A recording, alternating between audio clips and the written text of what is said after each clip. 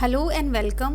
अगला क्वेश्चन है हमारे पास, what are quasi contracts, what type of quasi contracts have been recognised by the Indian Contract Act. तो सबसे पहले हमें क्वासी कॉन्ट्रैक्ट को डिफाइन करना है और उसके बाद हमें टाइप्स बताने हैं क्वासी कॉन्ट्रैक्ट के जो रिकॉग्नाइज किए गए हैं इंडियन कॉन्ट्रैक्ट एक्ट के द्वारा। ये क्वेश्चन हमारे पास GGS 2017, JGS 2017, BGS 2014, HGS 2009, RGS 1976 में पूछा गया है। तो बेसिकली जो हिंदी बेल्ट है उसमें ऑलमोस्ट हर स्टेट में जो है ये क्वेश्चन पूछा गया है। आंसर हम स्टार्ट करेंगे इंट्रोडक्शन से। इंट्रोडक्शन में आ गया हमारे पास कि सर्टेन सर्कमस्टांसेस होते हैं जहाँ पे जो जस्टिस है वो डिमांड करता है कि सर्टेन पर्सन्स को, मतलब कुछ लोगों को फुलफिल करने हैं कुछ ऑब्लिगेशंस, ऑल्दो कोई कॉन्ट्रैक्ट जो है वो अराइज नहीं हुआ है। इस तरीके की जो लाइबिलिटी है वो पार्टली रिजेंबल करती है लाइबिलिटी इन टोर्ट से और पार्टली रिजेंबल करती है लाइबिलिटी इन कॉन्ट्रैक्ट से। जस्टिस रिक्वायर करता है कि एक रेमेडी अवेलेबल होनी चाहिए उस पर्सन को ताकि प्रिवेंट किया जा सके अनजस्ट एनरिचमेंट। फिर आ गया हमारे पास क्वासी कॉन्ट्रैक्ट इन इंडिया। जो टर्म है क्वासी कॉन्ट्रैक्ट वो यूज़ नहीं की गई है इंडिया में। चैप्टर 5 जो है इंडियन कॉन्ट्रैक्ट एक्ट का वो यूज़ करता है phrase of certain relations resembling those created by contract, कि कुछ रिलेशंस जो रिजेंबल करते हैं उनके द्वारा, जो उनसे जो क्रिएट करते हैं कॉन्ट्रैक्ट के द्वारा। जो फ्रेज है resembling those created by contract, ये इंडिकेट करता है कि ये जो प्रोविज़न है ये सिमिलर है क्वासी कॉन्ट्रैक्ट से जो इंग्लिश लॉ में दिया गया है। सेक्शन 68 से लेके 72 तक जो है वो ले डाउन करता है 5 तरीके के क्वासी कॉन्ट्रैक्चुअल ऑब्लिगेशंस। अब हम एक एक करके इसको पढ़ेंगे। जो हमारे पास फर्स्ट 3 ऑब्लिगेशंस हैं उनको जो है हम अलग अलग भी जो है एक्सप्लेन करेंगे 5 मार्कर 10 मार्कर के हिसाब से नेक्स्ट वीडियोज़ में, लेकिन इस क्वेश्चन के हिसाब से जो है हम सिर्फ उसको एक्सप्लेन करेंगे और एक एक एग्जाम्पल करेंगे इसका।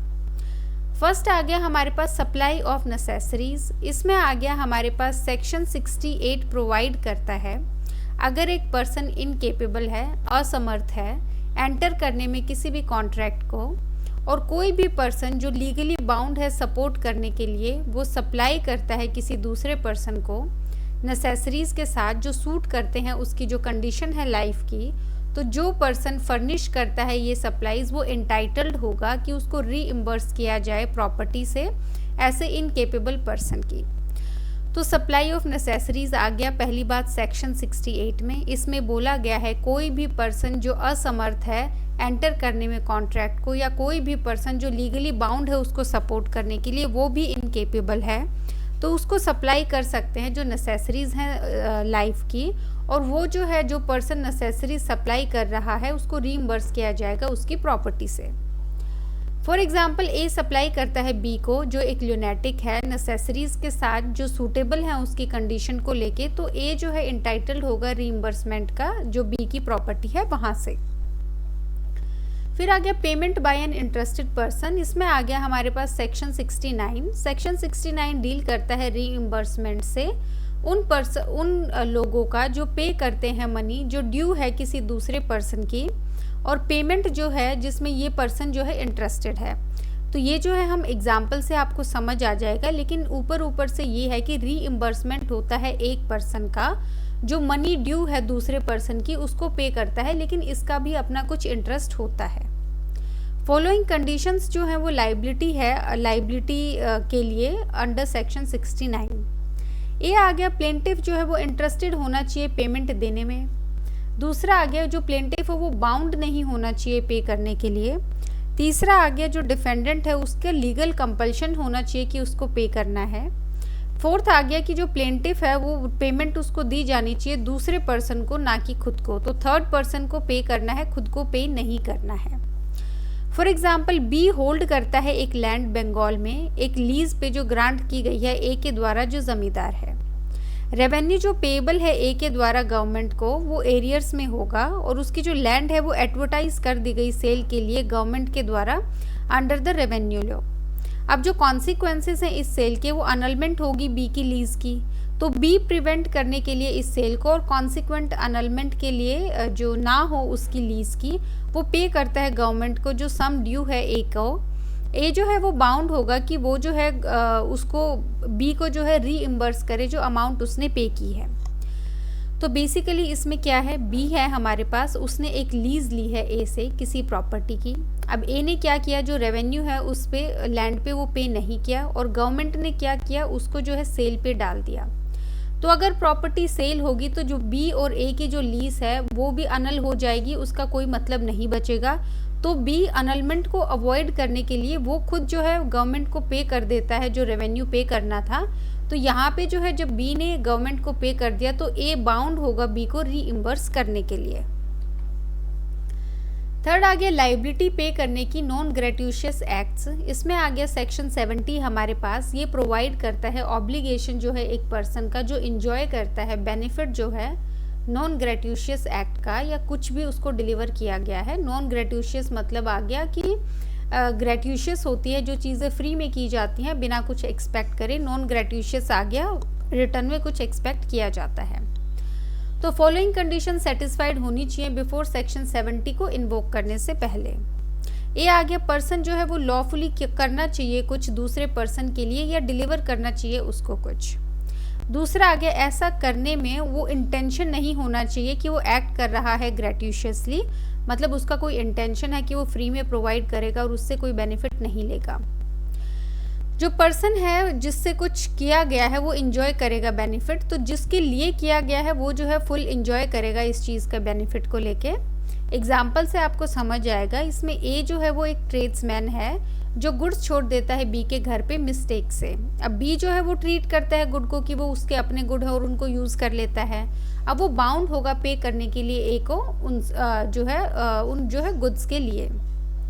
फोर्थ आ गया फाइंडर ऑफ गुड्स। इसमें आ गया सेक्शन 71 जो है वो प्रोवाइड करता है कि एक पर्सन जिसको गुड्स मिलते हैं जो बिलोंग करते हैं दूसरे को, और वो जो है अपनी कस्टडी में साथ में लेके जाता है, वो रिस्पॉन्सिबल होगा जैसे कि एक बेली रिस्पॉन्सिबल होता है।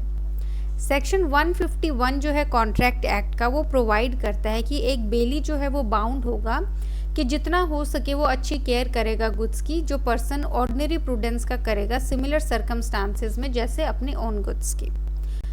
तो 71 ने जो है वो बताया है कि जो फाइंडर है गुड्स का उसकी रिस्पॉन्सिबिलिटी सेम होगी जो बिली की रिस्पॉन्सिबिलिटी है। फिर हमारे पास सेक्शन 151 ने बताया है कि कैसे रिस्पॉन्सिबिलिटी होती है बिली की, जैसे कि एक ऑर्डिनरी प्रूडेंट पर्सन अपने खुद के गुड्स की केयर करता है वैसे ही उसको जो है दूसरे के गुड्स की केयर करनी है। फिफ्थ आ गया मिस्टेक एंड कोर्जन। सेक्शन 72 जो है हमारे पास वो प्रोवाइड करता है कि एक पर्सन जिसको जो है मनी पे कर दी गई है या फिर कुछ और डिलीवर कर दिया गया है मिस्टेक से या कोर्जन से, उसको रीपे करना है या उसको रिटर्न करना है। जो रेमेडी है रीपे की वो मनी के लिए है, जबकि जो रेमेडी है रिटर्न की वो गुड्स के लिए है। फॉर एग्जाम्पल ए और बी जो है उन्होंने जॉइंटली ओ करते हैं 100 रुपीज़ सी को। ए अकेले ने जो है पे कर दिए ये जो अमाउंट है सी को, और बी जिसको नहीं पता था इस फैक्ट का वो पे कर देता है 100 रुपीज़ फिर से सी को। यहाँ पे सी जो है वो बाउंड होगा रीपे करने के लिए अमाउंट बी को। तो बेसिकली इसमें वैसे आपको समझ आ गया होगा। अगर रफली बताऊं तो ए और जो बी है वो जॉइंटली जो है सी को ओ करते हैं 100 रुपीज़, दोनों को मिलके 100 रुपये देने हैं सी को। ए ने जो है 100 रुपीज़ पे कर दिए सी को, बी को इसके बारे में नहीं पता था। उसके बाद बी ने भी जो है पे कर दिए 100 रुपीज़ जो है सी को बाय मिस्टेक, या फिर उसको नहीं पता था इस करके। तो यहाँ पे सी जो है वो बाउंड होगा कि वो जो 100 रुपीज़ बी ने पे करे हैं वो उसको रिटर्न करे। कंक्लूजन में आ गया हमारे पास कि जो क्वासी कॉन्ट्रैक्चुअल ऑब्लिगेशन है वो इस प्रिंसिपल पे बेस्ड है कि जो लॉ है एज वेल एज जस्टिस, मतलब लॉ और जस्टिस जो है वो ट्राई करें कि प्रिवेंट करें अनजस्ट एनरिचमेंट को।